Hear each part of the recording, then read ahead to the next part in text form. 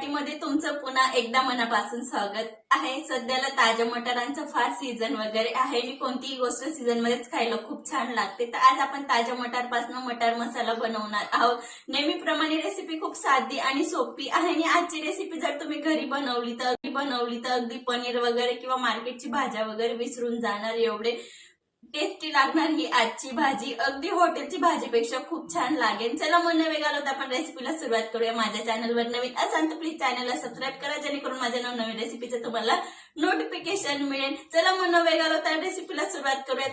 सर्वप्रथम इथं एक मिक्सरचं भांडं घेते, त्याच्यामध्ये इथं मी मोठ्या आकाराचा कांदा रफली कट केलेला ऍड करून घेऊया। 2 चमचे इथं मी वटाणे घेते।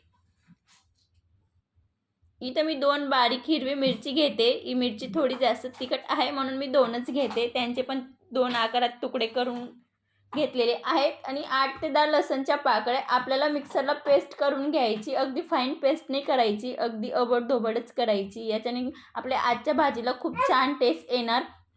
आता आपण गॅसकडे वळूया।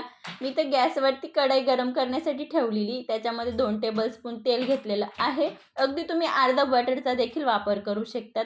आता आपण जे मिक्सरला कांद्याचं वटाण्याचं जे पेस्ट केलेलं आहे ते ऍड करून घेऊया।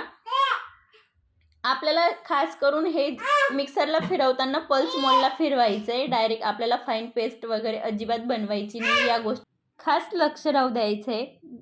या पद्धतीने जर बनवलं तर भाजीला अगदी खूप छान टेस्ट येणार। आता आपण त्याच मिक्सरच्या भांड्यामध्ये इथं मी 2 टोमॅटो घेतलेले आहेत, 1 इंच आल्याचा तुकडा घेतलेला आहे, 1 चमचा मी काश्मीरी लाल तिखट आणि 2 चमचा मी इथं बेसन पीठ घेतलेलं आहे। याची पण आपल्याला फाईन पेस्ट करून घ्यायची आहे। याची खास करून आपल्याला अगदी फाईन पेस्ट बनवायची आहे। इथं आपलं कांद्याचं जे वटाणे वगैरेचं आपण पेस्ट बनवलेलं होतं ते पण परतून झालेलं आहे। त्याच्यामध्ये आता आपण टोमॅटोचं आणि बेसनचं पेस्ट ॲड करून घेऊया। हे पेस्ट ॲड करताना आपल्याला लगेच नमकचा वापर करायचा आहे। या पद्धतीने केलं तर टोमॅटोचं आणि बेसनचं जे पेस्ट आहे ते लवकर शिजेल, तेल सोडेल। आपल्याला नमक ॲड करून परत व्यवस्थित मिक्स करून घ्यायचं आहे आणि याच्यावर आता आपण झाकण ठेवून थोडं 5 मिनिटासाठी मंद फ्लेमला शिजवून घ्यायचं आहे। बघू शकता तुम्ही आपले टमाट्याचं पेस्ट सर्व साहित्याने खूप छान पद्धतीने तेल सोडलेलं आहे आणि खूप छान आपण जराही मगजबी, काजू किंवा क्रीम वगैरे कशाचाही वापर न करता खूप छान पद्धतीने तर आपली मटारची ग्रेव्ही बनवून तयार झालेली आहे। आता आपण त्याच्यात बेसिक मसाले ॲड करून घेऊया। इथं मी 1 चमचा काश्मीरी लाल तिखट घेतलेला आहे, 1 चमचा धना पावडर, 1 चमचा जिरा पावडर घेतलेली आहे, 2 तेजपान घेतलेले आणि 1 चिमूटभर मी इथं हिंगाचा वापर केलेला आहे। वटाणे असतात ते पचायला थोडे हार्ड असतात, गॅस वगैरे होतो तो म्हणून वटाण्याचा कोणताही पदार्थ बनवताना हिंगाचा जरूर वापर करा। इथं मी दुसऱ्या गॅसवरती गरम पाणी करण्यासाठी ठेवलेलं, तर मी इथे अर्धा ग्लास पाणी ॲड करून व्यवस्थित मिक्स करून वरून झाकण ठेवून उकळी काढण्यासाठी ठेवलेलं आहे। बघू शकता तुम्ही। आता आपण दुसऱ्या गॅसवरती एका कढईमध्ये मी इथं 1 चमचा तूप घेतलेला आहे। तुम्ही याच्या जागेवर बटरचा वापर देखील करू शकतात। तर आता त्याच्यात आपण 1 वाटी वटाणे आणि 2 हिरवी मिरची कट करून ॲड करायचे आहे। याच्यात मी थोडं नमकचा वापर केलेला आहे। मी भाजीत थोडं नमक कमी वापरलेलं आहे, त्यासाठी इथं मी थोडं नमकचा वापर करते, जेणेकरून वटाण्यांना पण खूप छान टेस्ट येणार आणि आपल्याला अगदी हलकं टॉच करून घ्यायचे 2 ते 3 मिनिटासाठी हाय फ्लेमला।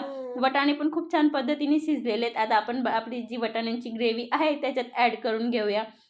बघू शकता तिथं आपलं मसाला मटर बनून तयार झालेला आहे। आता सर्वात शेवटी मी तर 1 चमचा आमचूर पावडर आणि 1 चमचा गरम मसाला ॲड करते। परत आता आपल्याला व्यवस्थित मिक्स करून घ्यायचे। मी वरून इथं थोडी कोथिंबीरच्या जागेवर थोडी मी कसुरी मेथीचा वापर करते, याच्याने आपल्या भाजीला खूप छान टेस्ट येईल।